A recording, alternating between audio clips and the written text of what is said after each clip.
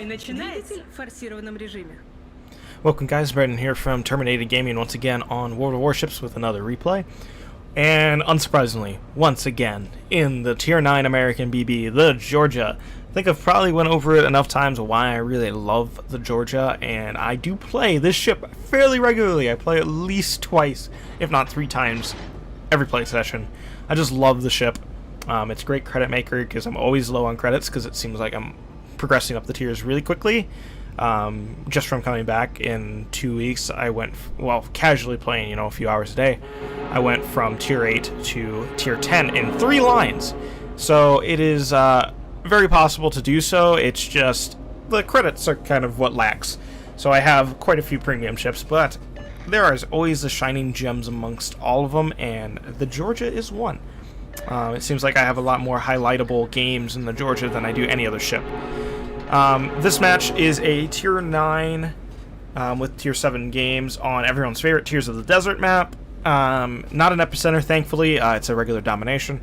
And I'm going to be pushing hard towards where normally the BBs would go if this was a epicenter match. Of course, there are the no fun police on the enemy team and the no fun police on our team. And you can see my AA was already in. I trigger my priority sector.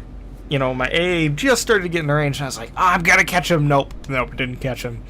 That was kind of sad. I was hoping to maybe get a few extra, maybe even one of those planes killed, just to make his day that much easier for him. Anyways, like I said, we're pushing into the position where normally a BB would push in an epicenter, at least in most of my epicenter games. I like the position if I spawn out on the far right. I like going far out to those islands you see on the other side. See, I do like going out there in the Georgia especially too. Anything quick, or cruisers. Cruisers is another good one. I'm trying to outrun those planes because they keep spotting me and something's trying to target me. And I'm afraid it's going to be something on my left that I'm not going to be able to angle against. Whereas if it's something on my immediate front, then I don't really have to worry. But I'm using my speed boost, pushing up hard to here. I just kind of wanted to get to this position so that way I can see what's coming and maybe get some nice side shots because they're going to, try to attack. I do get spotted by that shores, so I fire at the shores. And then the Vanguard shoots at me. He's, of course, going to be firing, I believe... I think they're all firing AP. I think the Vanguard eventually switches to HE. So an unsuccessful 8K to the shores. The Cleveland's backing up. I don't ask why. It might have been because of the planes, but I would doubt it. So I put those shots out and then realized I might have overled him because I overestimated his speed. So, and that's exactly what happened, because you notice I kind of flick on the second turret to hopefully get it to go wide. The enemy Lexington is going to come after me here. And I'm sitting here like, oh, hey, I'm safe, I'm fine, No, I'm going to tell you, no, you're not necessarily fine. I'm not close enough there. He can get those off. I don't know. I think the back one goes off. No, 2. So, yeah, just a word of advice from me that I should have known. Yeah, I needed to be closer to that. That Vanguard, not great shot, on him, but... Here, I don't have great angles to shoot at on him, so I just gotta take the shot anyways. And I'm rewarded for it. 11K off of 2 pens and 1 overpen, and only 1 of those bounced. I think that's pretty rewarding at that. Coming from some of the other games where I've played, and sometimes it feels like the salvos aren't very rewarding. So, I don't know who is saying amazing on the enemy team. It's one of the destroyers. And destroyers in this game, I've get in so many games where it's, if I get carriers, there's no DDs. And people are always like, oh, why is there no DDs? It's because, the carriers make it so the DDs don't want to play. The DDs take up the role of spotting when the carriers aren't around, and the carriers take up the role of spotting when the DDs aren't around. So we get 4 shots out on the Colorado, 3 pens, and 1 of them was a Citadel. Hallelujah! And I was sitting there the whole time, I was like, I'm going to target the Colorado and make his day a living pain, because it was a living pain for me when I played that ship. That's exactly what I was saying, and I'll own up to that. When I see somebody playing the Colorado, I try to make their day as least fun as possible, because it was that for me. It was literally a joke. So 6 shots out that time, only 3 hits, but another 11k salvo. I'll take it. You know, it's damage, and as long as he's constantly being whittled away, I'm okay with it. Anytime I can watch a Colorado be upset is awesome. So yeah, more shots out. The Colorado is turning outwards, so I don't know how much more success I'll have in my shooting. You know, 6k, so you can notice noticeably getting less and less. You know, the first good salvo, and then, you know, slightly less, and then slightly less again. But my speed boost is back, so I get to go do stuff again. That's the way I look at it. Is I don't know why I took these shots. I don't know if I actually killed the Colorado with these. I think he gets killed before those land. Maybe not. Oh, they don't even hit. I'm surprising myself with my own replay. I'm coming around this corner here. Probably not smartly, but the Soyuz is not paying me any mind right away, so it gives me time to kind of angle in.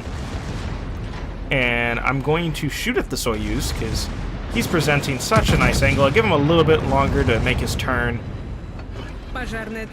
And not great. I should have a little bit further in towards his turrets when I take that shot, and I probably would have did more damage. 17k, you know, not terrible. And I'm here like, oh, hey, he can't shoot at me now.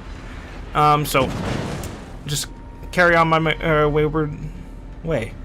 I was trying to make a joke to the song. The Vanguard is giving a decent shot here, so I decided to take it at him, and a little short. You know, a little short of him and a little far behind. To be expected. You know, you don't come here to see me always be accurate. It's just I get lucky sometimes. We're up to 103,000 damage because there's a fire burning on one of the ships I targeted. I'm sitting here like, can I hit that St. Louis? No, don't even try. Vanguard's not giving a very pleasant angle anymore. I mean, it's still usable, but I think I do end up trying to take that shot. And here comes more of the no fun police in the Lexington. But this is one thing, I do get a sit that time, which is weird because of that angle. 2 hits, 1 sit, decent amount of damage, like 17k I think, I wasn't reading. But the no fun police comes in again. I do have my speed boost still active, if you notice. It really does help when trying to start and go in the ship. It just makes life that much easier. So the no fun police hits me, 2 fires, and like 10k health. So, welcome to the no fun police. This is where the Vanguard starts firing HE, which, fine for me, you know, I get to live longer then. If he was firing AP, it might have been the end of me, because the George's armor is not great. It's kind of like the Thunderer's armor. So I end up backing up here, actually almost in the range of this Soyuz, and I can actually get my guns on him.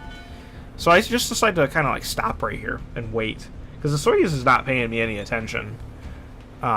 And I kind of just waiting to see if he continues his turn, because I kind of want to just get him out if I can right here with the salvo. And once again, I think I'm over leading him, but I get him. You know, it doesn't matter. It's like 12k damage, another first kill.